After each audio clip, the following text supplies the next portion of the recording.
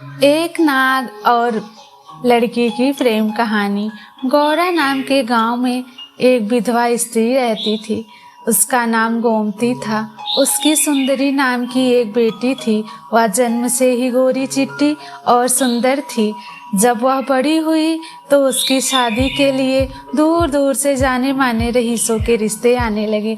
सुंदरी जिस रिश्ते के लिए राजी हुई, उसकी माँ ने उसी रिश्ते के लिए हामी भर दी। जिस दिन सुंदरी का शगुन चढ़ रहा, गोमती को उसी रात सपने में एक खतरनाक सांप दिखाई दिया। अब तो हर रात सपने में यही होता।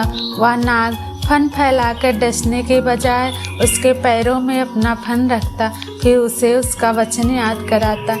गोमती पसीना पसीना होकर डरी डरी सी उठ बैठती। माँ की यह हाल देखकर सुंदरी माँ से उसका हाल पूछती तो गोमती बहाना बना दिया करती। लेकिन सुंदरी के ब्याह के दिन जैसे जैसे नज़दीक आने लगे, गोमती उस नाग के डर से पीली पड़ने लगी। आखिरकार शादी का वह दिन आ ही गया। उसके एक रात पहले गोमती को उस सांप का सपना फिर आया। सपने में सांप चेतावनी दे रहा था कि यदि सुंदरी का ब्याह किसी और से हुआ तो मैं सुंदरी को शादी से पहले ही डस लूँगा। अब तो गोमती और भी डर गई। उसे एक पुरानी बात याद आ गई। असल में सुंदरी जब गर्म में थी तो गोमती को इमली खाने का लत लगा हुआ था। आए दिन वह नदी के किनारे लगे हुए इमली के पेड़ से इमली को तोड़कर ले आया करती थी। एक दिन जब गोमती इमली तोड़ने गई तो एक सांप उसके पैरों में कुंडली बनाकर लिपट गया। वह भयभीत होकर जमीन पर गिर पड़ी। शाम का समय था। दूर दूर तक उसे बचाने वाला कोई नहीं था।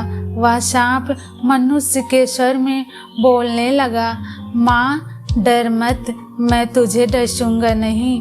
तू बस मुझे यही वचन दे कि तेरी जो कन्या होगी तू मेरा ब्याह उससे कराएगी। गोमती बेचारी मरती क्या न करती। वह अपनी जान बचाने के लिए उस सांप की शर्त को मान लिया और उससे अपनी होने वाली बेटी का ब्याह करने का वचन दे दिया।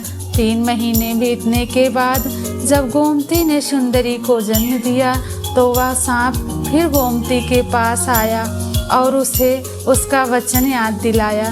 दिन बीतते गए और सुंदरी 15 साल की हो गई। वह बहुत ही निडर थी, जैसे उसके पिता रघुनाथ एक निडर सैनिक थे। सुंदरी अपने पिता के साथ नदी में तैरा करती थी। उस दौरान वह सांप भी सुंदरी के साथ पानी में तैरता था, परंतु उसने कभी भी सुंदरी को काटने का प्रयास नहीं किया। उस सांप से सुंदरी को भी डर नहीं लगता था। लेकिन पिछले साल सुंदरी के पिता गुजर गए। पिछले साल मूसलाधार बरसात की वजह से नदी में भीषण बाढ़ आ गई। उस बाढ़ से रघुनाथ ने कई लोगों की जान बचाई, किंतु खुद प्रचंड नदी के प्रभाव से समा गए। गांव वाले रघुनाथ के उस परोपकार को नहीं भूले थे। सब उसकी बेटी की शादी में बढ़ चढ़कर हाथ बटाने की होड़ में लगे हुए थे। रघुनाथ के नाम रहने पर गोमती ने नदी किनारे खेत की देखभाल गांव के दूसरे किसान को दे रखे थे। वह स्वयं ना तो कभी उधर जाती थी और ना ही सुंदरी को जाने देती थी। उनके खेतों और बगीचों की फसल की आमदनी आधी रह गई थी, फिर भी वह सुंदरी के हाथ पीले करने के लिए एक एक पैसा बचा कर रखती थी। इस दिनों गोमती सुंदरी की देखरेख में बेहद सतर्क थी। उसकी लगन हो जाने के बाद भी वह उसे कभी अपनी आंखों से ओझल ना होने देती थी। सब कुछ ठीक होने की प्रार्थना देवी देवताओं से करती थी। कई प्रकार की मनौतियाँ उसने मांग रखी थी। शाम को बारात आने वाली थी। तमाम नातेदार रिश्तेदार से घर भर गया था, लेकिन सुबह ही बिना बताए सुंदरी अपनी 2 सहेलियों के साथ कुछ ही दूर नदी तट के अपने खेतों की तरफ निकल गई। गोमती उस समय गांव से दूध लेने गई थी। गोमती जब घर लौटी तो पता चला कि सुंदरी अब तक नहीं लौटी। यह सुनकर गोमती चीख पुकार मचाती हुई उल्टे पांव नदी की ओर दौड़ पड़ी।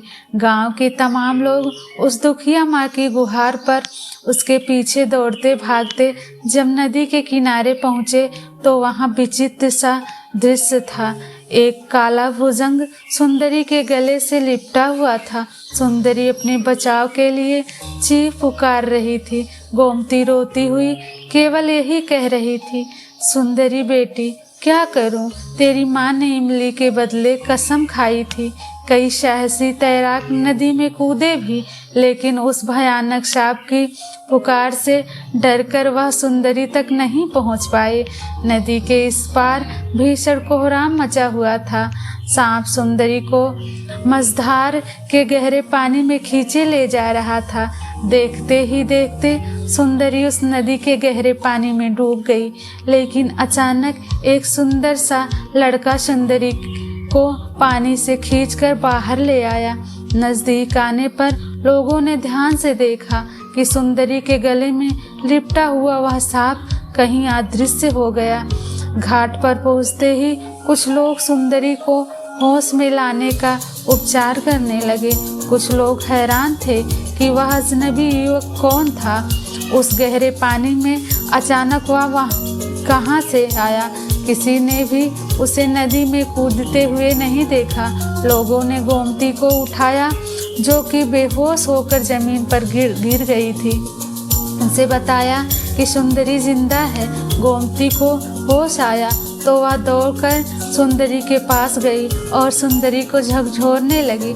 सुंदरी को होश में लाने लगी। सुंदरी भी अब होश में आ गई। तब गांव वालों ने गांव की कुल देवी का जयकारा करने लगे।